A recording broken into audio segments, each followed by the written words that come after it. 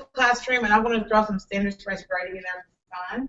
When I did the proposal way back in October, I wasn't doing as much with standards-based grading, but now I'm sort of doing a little bit more with it, so we'll talk about that as well.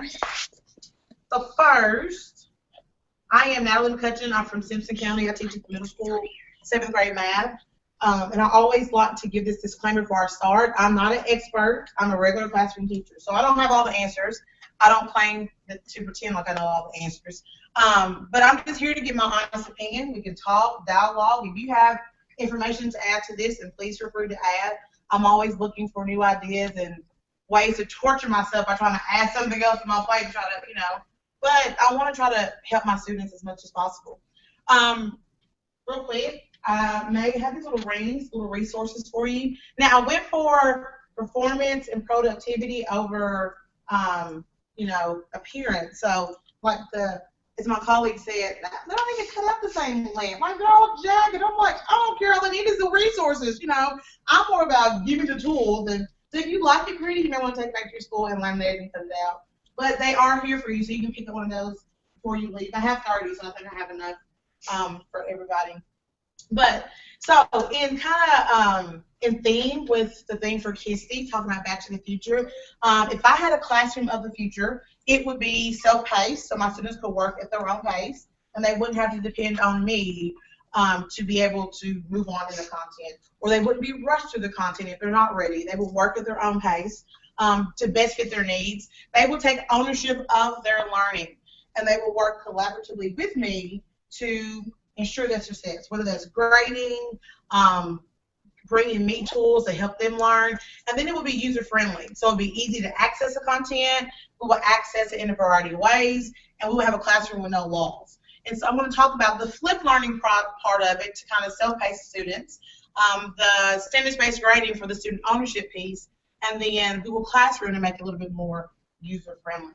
And I was telling somebody earlier, last year I did a lot with flipped learning. And when I was looking at it last year, it was more flipped classroom, which is just creating the videos. The students can watch them ahead of time. Now it's transformed into flipped learning, which is more of a mind shift and a culture change in how you learn.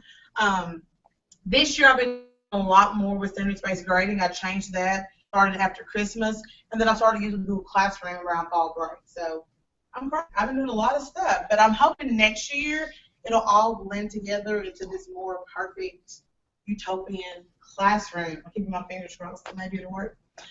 So far as personalized learning, starts with the learner, the student's driving learning, the teacher is the guide on the side. So you're not standing like what I'm doing now, which is I hate doing in front of my classroom. You're kind of on the side, you co-design the learning with the students, and the teacher is more of a facilitator. I'm still working on personalizing learning because the more I read about it, the more I realize I'm not really doing it. Because when I teach statistics, I should be able to let my students access stats with various ways, whether it's through athletics, whether it's through, I like to bake, so I want to talk about the bakery downtown, best donuts, and how many donuts they sold. But personalizing learning is all about the student and what helps them learn best. And so I'm trying to use all these strategies to make that more of a reality. So first, four pillars of flipped classroom. We have the flexible environment. So that's the flexible learning spaces and the timeline. So learning spaces means maybe they go out in the hallway and learn. Oh my goodness, maybe they're at home and sick and they're still learning in your classroom, participating with you. Maybe they are, oh my goodness, in groups working together, talking. That's the flexible learning space. And then the flexible timeline means if they need to move ahead and go faster, let them. It's okay. They can still learn. Or if they need to take one more day or another day to learn it, that's okay as well. The learning culture just means it's student-centered. So it's not what's best for the teacher. It's what's best for the students and what's going to help meet their needs. The intentional content maximizes class time. So you make sure that your students have the most time to learn. You take into account what's most important, and you just do what's best. So you don't rush through it just to get it done. You make sure you maximize that class time. And the professional educator is, teachers are professional, and they're lifelong learners. They're constantly looking for ways to improve their practice. So that's the, very quick version of that, of what flipped is all about. Here's some flipped resources. I read this book and it was amazing. It gave me some great resources and ideas of how to make it a reality. This is a new book that Bergman and Sams has come out with. And I haven't read it yet because I don't have time to read during the school year, but it's the first one on my list, or the first 5 on my list this summer that I'll read. This website is amazing. It has videos on there. They have videos for each subject area. So if you're math or language arts, social studies, it has particular ones. It has videos to intro flip learning, like what it is, what's it look like, all kinds of resources there. And then if you're on Twitter, I'm addicted to Twitter. So like if you're like me and can't work away from Twitter, they have that flip learning Twitter handle there.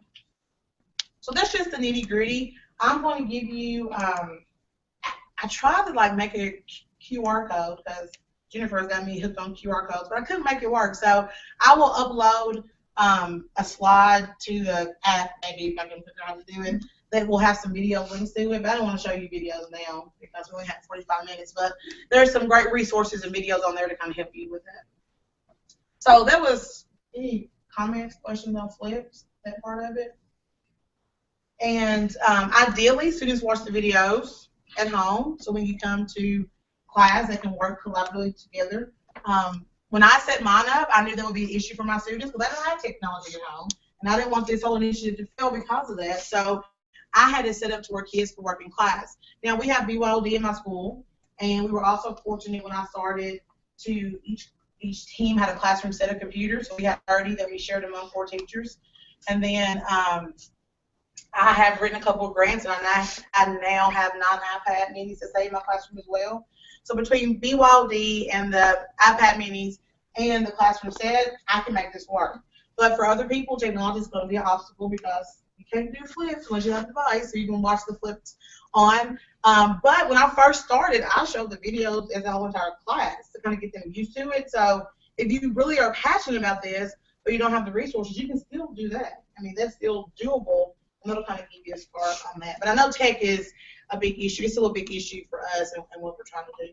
But that's flip learning for the students, and that would allow the students to self-pace themselves through the content. In my pre-algebra class, I have some boys or a whole unit in front of everybody else because they understand it. I mean, it's like it's so cool to watch them because it's just those two, and they're just teaching themselves. And every now and then they'll come up and say, okay, now how do we do this? Is this right? And I'll help them. I'll just go back and start working. And sometimes, and it's crazy, I tell everybody, this is organized chaos at its best. Like, on the best day, it's organized chaos. And then on the worst days, I'm like, beat my head against the wall, pulling my hair out. But I'd rather pull my hair out and beat my head against the wall. We do that no matter what, right? As teachers, you're going to do that no matter what. So I'd rather do that, helping my students, than not providing. I couldn't imagine those 2 boys being in my classroom stuck on a unit, 2 weeks when they could already be past it. That's insane for me to think about. So this allows my students to work at their own pace. They can work as fast as they want to go. Some kids have to miss school for various reasons. I'll just say, watch the videos, keep working. I even had one, it was so funny when I first did it last year. Well, I guess it was McCutchen. I was watching her video in the doctor's office. I was like, what? I was like, yep, I watched the video. And it was so funny because I'm like, that is so weird for a kid. They're watching some crazy YouTube video, but they were actually watching the content because they had the opportunity to. The next part of it is standards-based grading. Now, in my ideal classroom, I would throw out grades completely, like get rid of them. But that's another discussion for another day, so I won't go into that. But I don't know. I don't like grades. I just don't like them. I think they do more harm than good. But in the system that we live in, we have grades, right? My principal won't let me throw out grades. I've asked and asked and asked, and he won't let me do it. It was funny. I talked to him, I don't know, about a couple of months ago about a new idea I had. And I was getting ready to leave, and he said, you just won't give up, will you? And I was like, no. I was kind of laughing, walked out the door. I'm not going to give up until I can, make it best for my students. But most of you guys have probably heard about standards-based grading. It's all focused on mastery based on standards and targets. And I teach math, and 2 years ago we got new Common Core standards, and it almost seemed like the perfect opportunity to start using standards-based grading. This year, we've been working with our content partners and our curriculum coordinator coming up with standards or coming up with targets and aligning them to common assessment. So it's been perfect for me because I need to do that anyway. And with standards-based grading, the shift is from grades to mastery. So it's not what grade I get, it's what do I know or what do I not know. And how I'm going to figure out the content I don't know yet. But it's perfect because students can take more ownership of their learning. I tell them all the time, I already know how to do this. I've been past middle school. I don't have to learn this again. This is your responsibility. And I'm here to help you every step of the way. I'll do everything I can. But you have to make sure you know it when you leave here, because I do. And I'll be teaching again next year. You got to own that. But it's, it's hard if you don't have that culture where they're almost made to take that ownership. So I use these levels of mastery. I call them 4, 3, 2, and 1. Mastery, partial, limited, and minimum. And these are more my student-friendly terms. Either you have it, maybe you made a simple mistake, you're almost there, you need more help. In the first year, last year when I did this, I did all this. I wrote the levels, and I showed them the kids, and that was it. This year, I'm transitioning to the kids assigning their own levels. And that's kind of hard, because most kids are like, did I get it right or wrong? Is it good? Am I right? What I get? I beat him? I'm good. But these are the levels that I use. So these are kind of like my grades in a sense. I haven't really given a grade all year long, and my kids don't even ask for it. They don't say, what's my grade, or is this going to be for a grade? They just do the work, and that's it. Before we came up here, they took an assessment. They're just like, oh, we got an assessment today, and they just sit down and took it, because they knew if I know it, great, I'll be able to prove it. If I don't, just practice it and redo it and reassess and relearn till we get it again. So it kind of makes the culture not as intimidating. You don't have to worry about failing it or being labeled. You just do the work. We practice until you get it. One thing to kind of help with student ownership, I started this after Christmas. We had a discussion on what grades mean.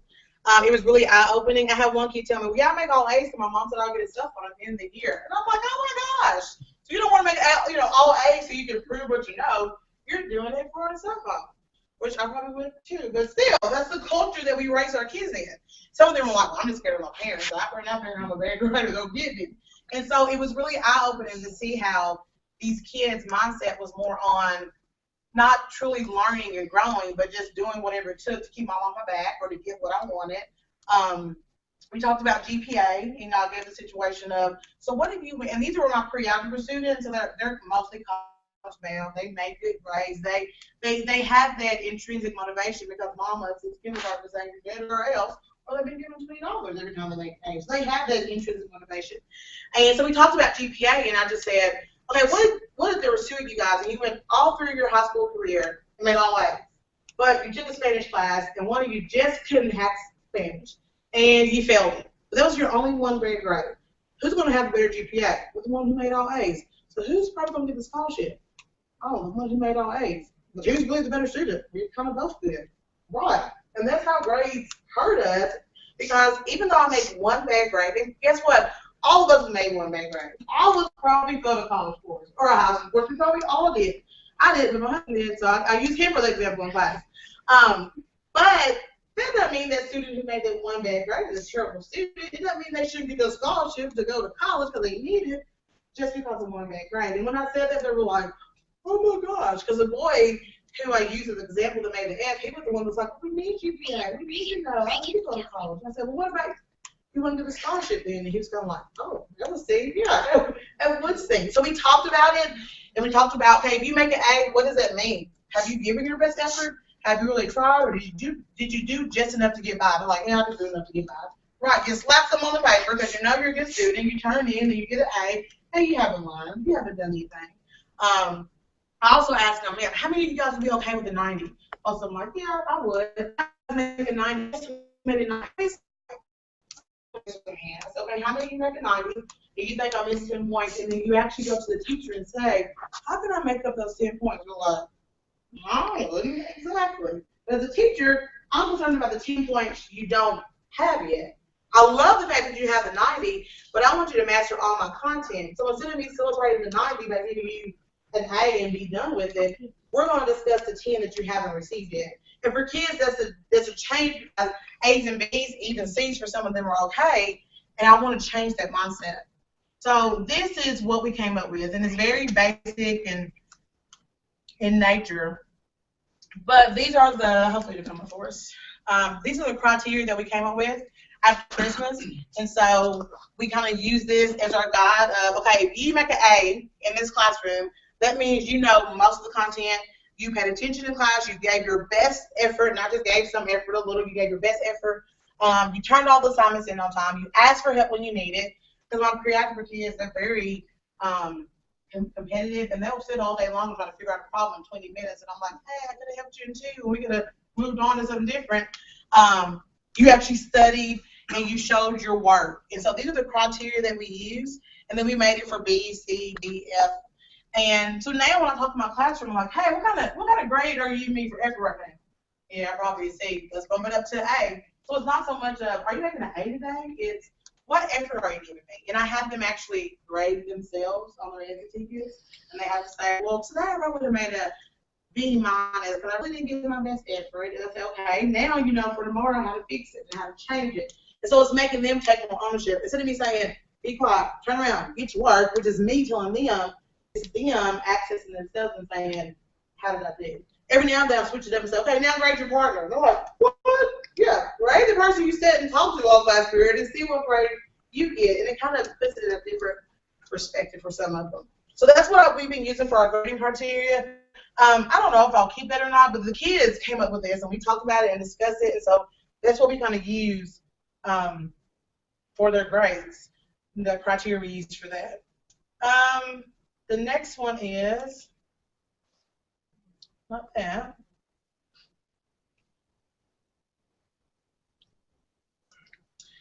Okay, so one other thing I started doing as well to make my students take more ownership is completing these assessment reflections, because if I analyze their results and tell them that's well and good, they're not really listening to me. They tune me out after about a minute. But if I make them do the work, it means more to them.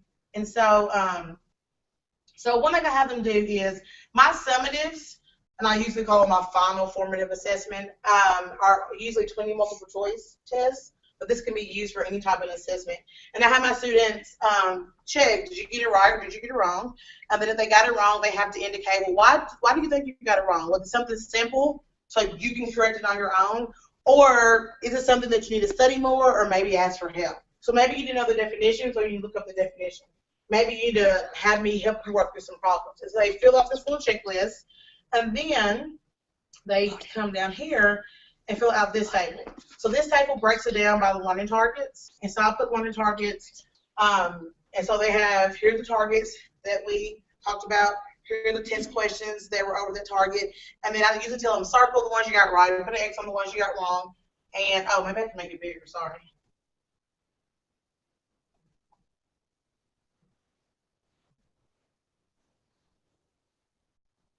No, maybe that won't help.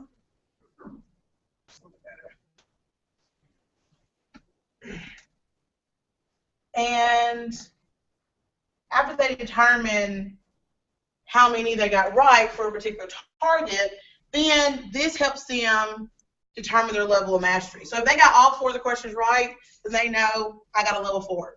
If they got 3 of the questions right, they know they're a level 3. If they got 1 or 2 right, they know they're a level 2. If they get none of them right, they know they're a level 1.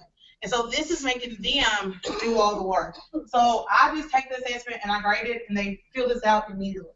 And then after they fill this out, then sometimes we conference about their work. Sometimes I may take it home and make comments on it and get feedback. But they have to fill this out first. Then once they fill this out, then they answer just a few little questions, very basic in nature. So it just says, what topics do you have a 4 on, 3 on? What topics do you have a 1 or 2 on? And then the real most important part is, okay, list your next steps for those topics you have a 1 or 2 on.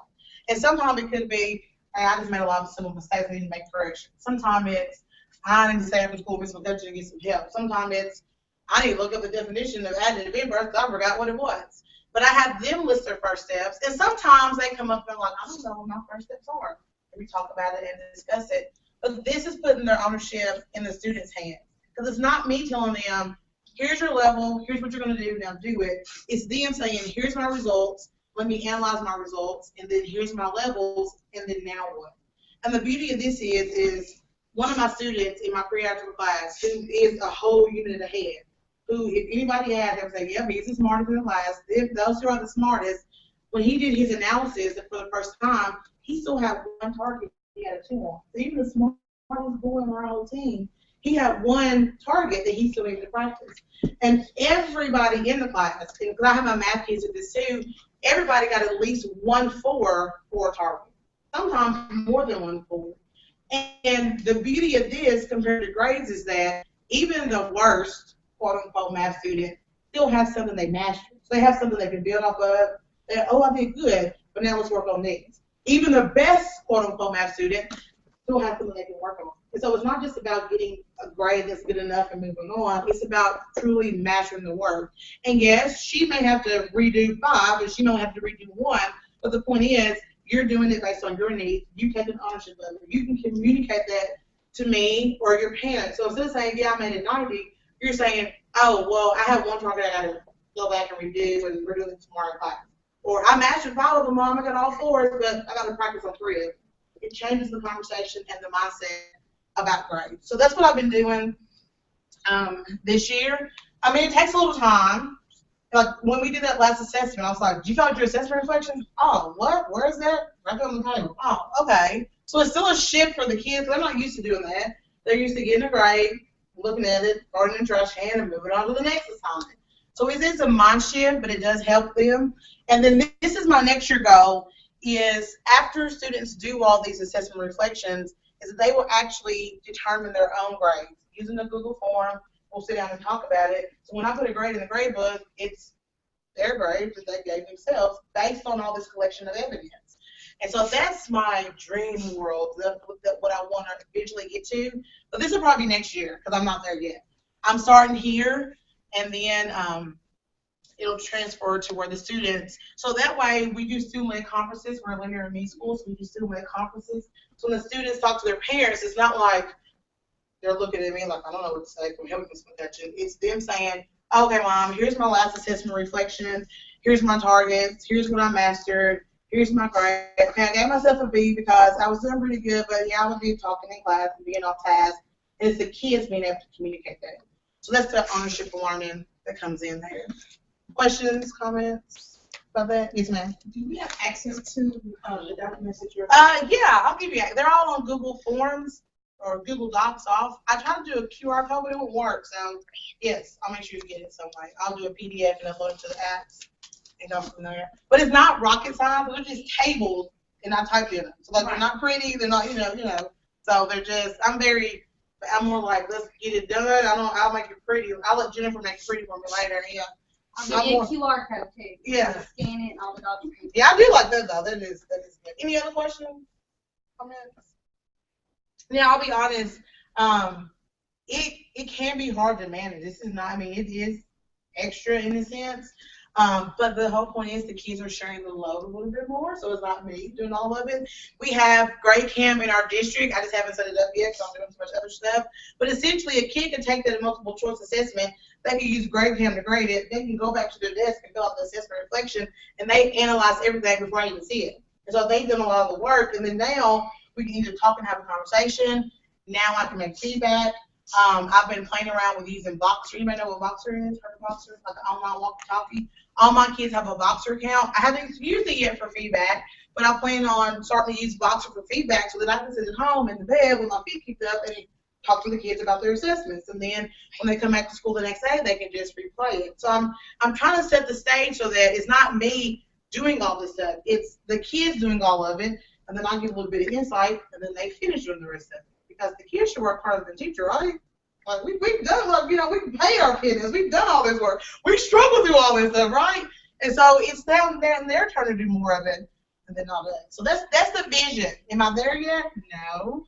Is it gonna work exactly? I don't know.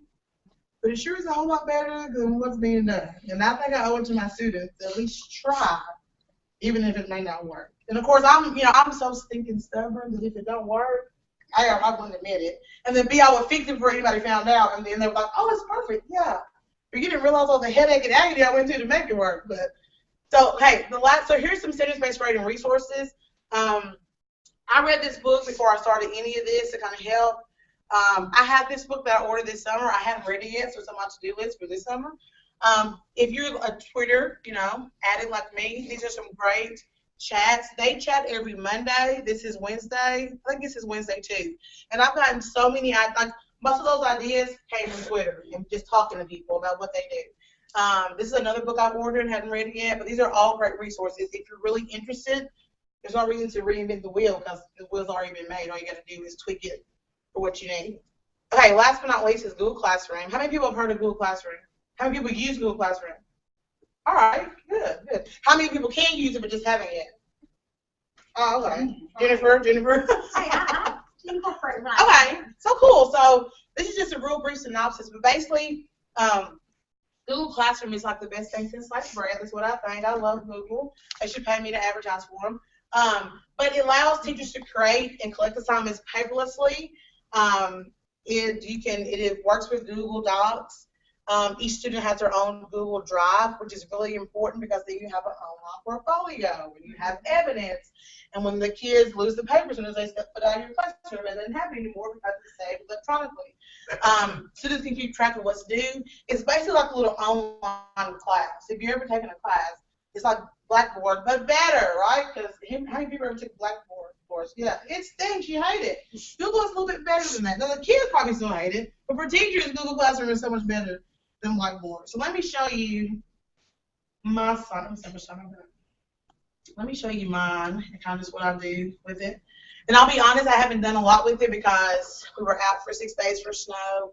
And then after we got back from being off 6 days, my social studies teacher hogged the lab to do a crazy PowerPoint presentation. So I wasn't able to use it. And that is the one thing about Google Classroom is that once again, you have to have the technology. So I already kind of addressed that a little bit, but you have to have tech.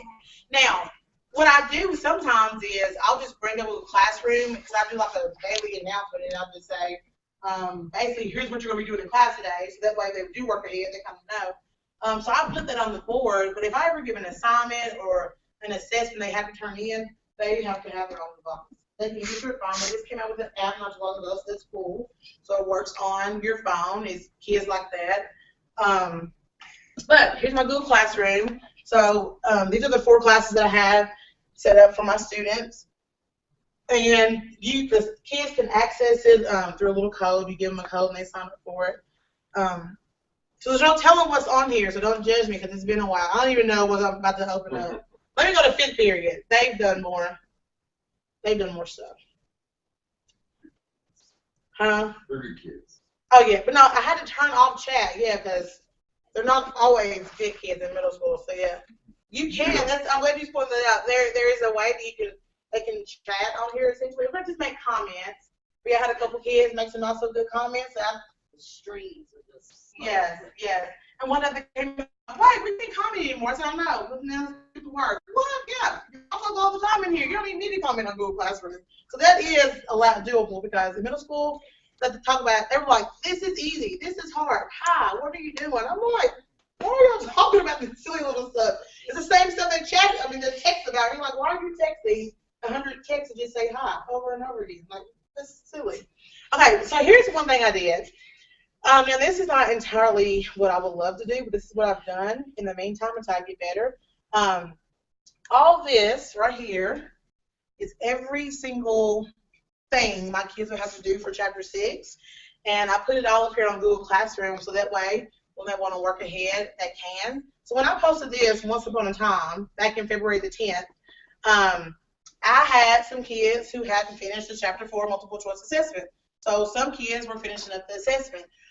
These were all the Chapter 5 stuff they had to do. So some kids were working on Chapter 5. I had some kids who were finishing up the Chapter 5 assessment, and then I had some kids who were ready for Chapter 6. So at this time, most of them were like almost about to be done with this. And then my superhuman boys were like down here somewhere. And so I just posted this whole entire thing in Google Classroom, and that way they can work on it. You can also do it as a Google Doc and they can access it. But everything's here so they can go ahead and work ahead. Now, one thing I want to do better next year is I don't want my kids to come in every day and just work out the book. We have a good math textbook anyway, so they already have real world problems. It's set up for them to collaborate. But next year I want to be really intentional about making sure I include, real world opportunities for them to work collaboratively together, stop wherever we are and just kind of do some, not project-based learning exactly, because I'm not ready to tackle that point. I got to get this down first, but more collaborative activities. So some are like, oh my gosh, she's torturing these kids with these pages all the time. No, because last week before I left, we stopped and did a collab activity before. But this is all here so that way they know, here's what I have to do next. So if they get done and they get checked, they can move on without having to say, what's next, what's next, what's next? For this particular class, I have a classroom tutor. So like her job is to go around and check people and help people, and then I do too. And it's kind of bad, but because they're everywhere, I literally just sit at my desk and field questions all the time. I teach little mini lessons, I check them, sometimes they ask for help, but it's just like a steady stream because they're literally like 15 different places. And it is crazy, and my head is spinning by the end of the day, but I still realize that I have to do this because why should I make everybody be here when they could be here, here, here, here, here? So, but it's crazy. I mean, there's some days you're just like, I can't even think straight. Or I give my kids brain breaks so they can just have a break. And I'm like, okay, brain break, and they want to ask me for help. I'm like, no, I need a brain break too. So go talk to your friends, and in 3 minutes, I'm all yours again. Yes, ma'am. This might just be a Jefferson County thing, but do you have any issues with administrators who want to see an I can statement of what every kid is working on when you're differentiating? It's kind of but what? So So what I do is like you have first of all, I have a pacing guide, right? I never follow it. I'm always behind, so they always get on to me about that. But basically, wherever my pacing guide is, or wherever the majority of the kids are, like where they should be, that's the target I post on my board. But for instance, in my ideal world, what I would have is instead of having this here, I would have like a chapter 6 unit overview or a unit guide, and that will list every single learning target. That will list all the video links I want them to watch. That will list all the practice problems, all the assessments there. So the principal asks, hey, what are you working on? Then you can just access the doc, pull it up, and say, oh, I'm working on this, which has a target. And that's in the ideal world. Now, if the principal said, oh yeah, we're working on this today because they're ahead, but most of the time the principal's like, oh, they're ahead? They're not working? Oh, that's so cool, and that's enough to appease them, and they just like, but yes, that's what I would do. I would post the targets where we are for our pacing guide, but then if you had all of it in a Google Doc, then it would be there. And I kind of had one that I just update, but ideally I would want to have it at the very beginning of the unit. But that's a lot of front loading and a lot, and I'm not there yet. This is where I am now, where I can say, here's the problems I want you to work. That's where I am now. And then next year I'm hoping to have, because I have videos scattered here and there. I have these problems, and then over the summer I'm hoping to kind of put it all together. So it's targets, here's your videos, here's your practice problems, here, kind of all seamless here. So do you use assignments with this so that they can actually turn it? Oh, heck no, I don't give homework. I don't fight that battle. Heck no. Oh, my goodness. I wouldn't even be here today. I'd be like in the 6th floor of the hospital if I fought that battle. But I teach math, so it's different because math is, a lot of practice, a lot of going over skills. So we do enough of that in class where they don't need to do it for homework. Unless they've done absolutely nothing for the day. Just homework. I mean, where you create assignments and they work at their own level. You're getting, whatever they're doing, physical testing paper. Yeah, see, math is kind of its own crazy beast, right? But, yeah, I mean, there is differentiation in there. Then even in our textbooks, there's some problems that are a little bit easier. There's some, we have a skills practice resource I can pull that's easier type problems. We have an assignments resource I can pull that are harder type problems. So these are my more basic problems. Then if I see a kid who's really struggling, then I'll just say, okay, bring your device, and I'll just pull up the skills practice. Okay, you know what those 5 problems. If I see a kid who's really kind of getting it, okay, bring your device, and I'll just, pull it, because I can pull my textbook up online, all of it online. I'll just bring those up in. So it's kind of kid-on-kid basis. Most of them need their own level grade work, but if I see them struggling, then yeah, we'll take a step back. We'll kind of revert back. Particularly if I have to take a step back, they're coming in the morning or during lunch or after school, and we're kind of doing that together. So it could just be, okay, I need to sit down with you one-on-one, so let's go out in the hallway, call home, see if you can stay at school today.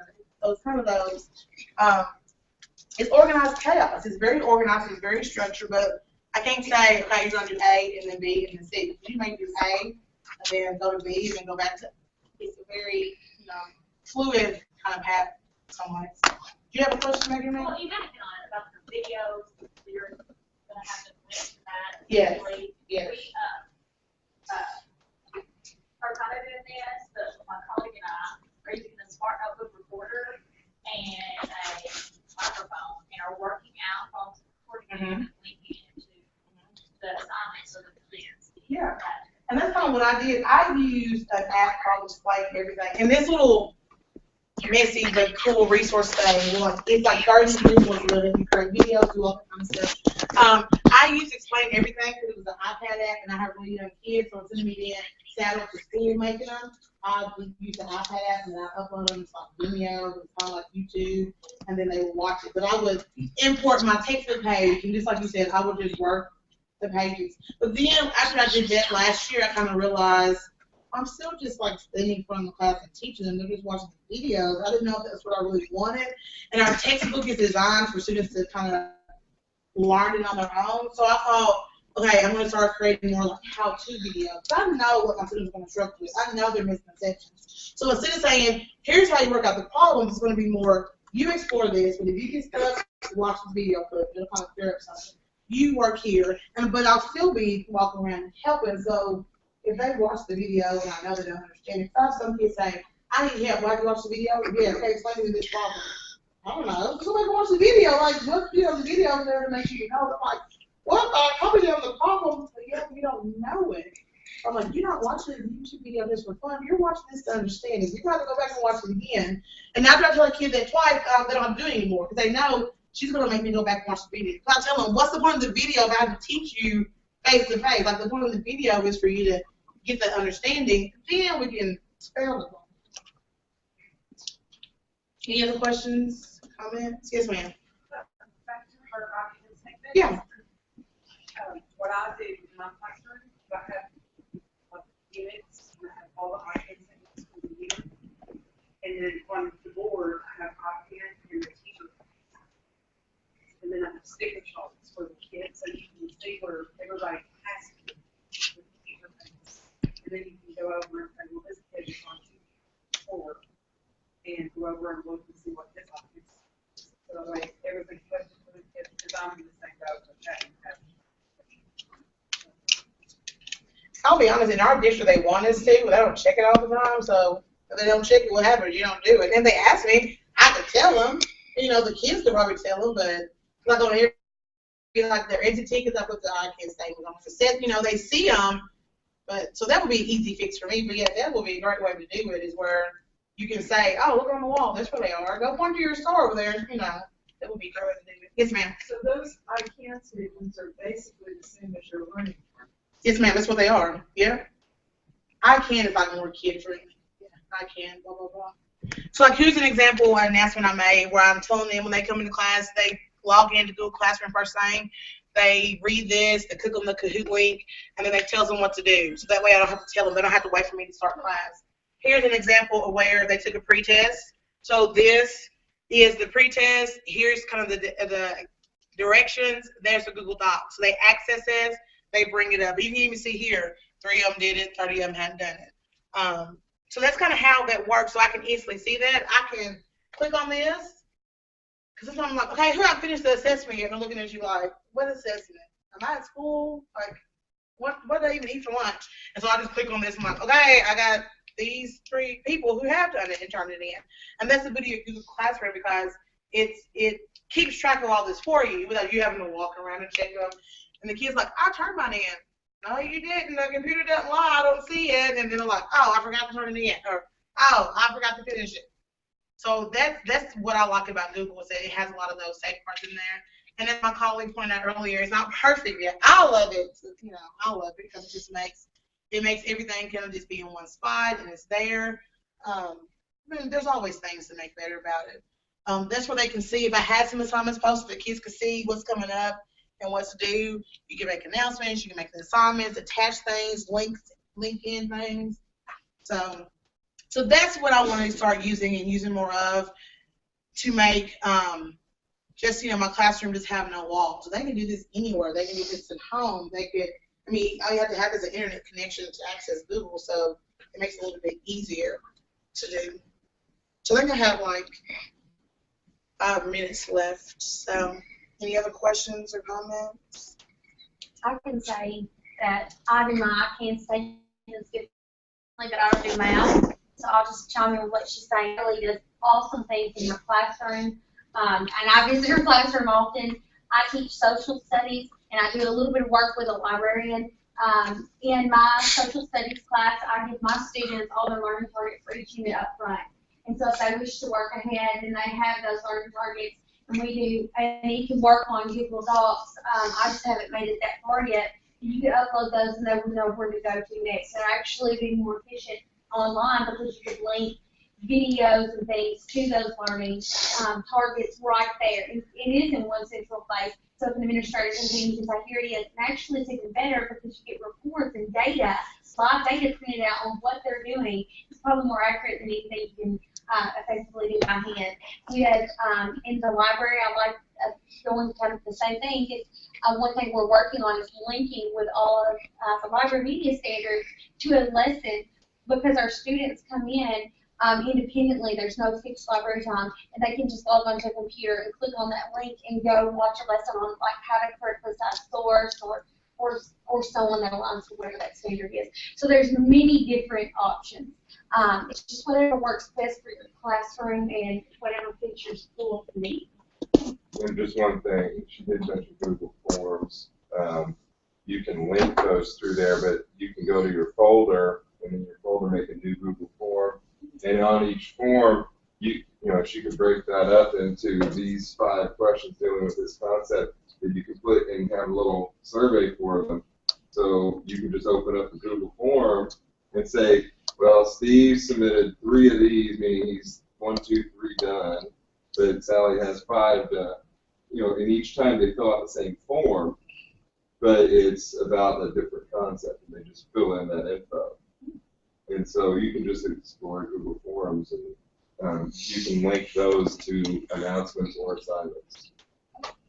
Here's one thing I have them do. The star reflection is going to show you this. I went through all the students that were done. It shows me here's his link. So when I do this in Google Classroom, I can give each student their own copy, or I can make it where they just see a copy, or it can be something where we collaborate on it. And they can all, one time I had them, we were signing up for classroom jobs for the beginning of the school year, and so I just had it where everybody could type on it, and they were so weirded out. So I'm like, wait, I see this person. Like, they were all typing, and they were like, what? That's so cool. I'm like, yeah, it's so cool, guys. So if I click on Ben, then I'm able to access his, I think maybe it'll come up. I'm able to access his, who knows if Ben did it right. Let's hope he did. Okay, so they took a star reflection. It's kind of like some interim assessments we take. They had to answer these questions. And so I had them, you know, did you meet your goal? No, I didn't. I didn't improve. I need 40 more points. I need to take my time. And so this is Ben's. So when it's their own, their name is there. Ben can access this in his own Google Drive. But then in my Google Drive, I have a Google Classroom folder for every single period that I can access this as well. So if I was talking to parents about his progress, I can just pull this up and say, well, here's what Ben wrote about his STAR report. He did get 40 more points. So it's all saved somewhere. So you can access it at any given time. And then maybe if Ben forgot to answer question 4, I can go, Ben, you didn't answer question 4, and send it back to him. He can answer question 4 and send it back to me. You know, so it's very user-friendly. You can do it, work, do all kinds of amazing things with it. I mean, the possibilities are really endless. I hadn't even tapped into probably what can be done because I can only do so much, but Google is amazing. I was like, Google can do. I mean, it's thinking amazing. Some of you guys have probably heard some things today that it can do, and Google Classroom just makes it all one central place. And so it kind of helps with the flip and the standard space because it's all here. You don't have to manage all those papers and all that other stuff. You can truly be paperless. So this messed up a little while ago, and I literally had to go to the copy machine and I copied a quiz, and I wanted to die. I was like, oh my gosh, I had to make this copy because a lot of times, like it's 5 minutes before my kids come in, and I'm finishing the last question. I put it on Google Classroom, and they walk in and you're ready to take it. And I'm like, oh my gosh, I got to run to the copier. So it does make your life easier. Now, if you don't have this yet, there's other platforms that still do this. So it's not like Google is the only one. They want to make you think bad, but they're not. So there's other platforms that'll do this. ClassFlow, you use that one, right? ClassFlow, maybe? Edmodo, yeah. So there's other sites that will do this. I just love Google because I just love Google. So, Yeah, dot It's pen. all integrated. yes, It's it's just, just I love it. So that's pretty much it. Yeah. I'll make sure I try to add that on here. Grab one of these little, if you need some help or some tools that flip, you can grab one of those. That's all, folks. Thank you for coming. I appreciate it.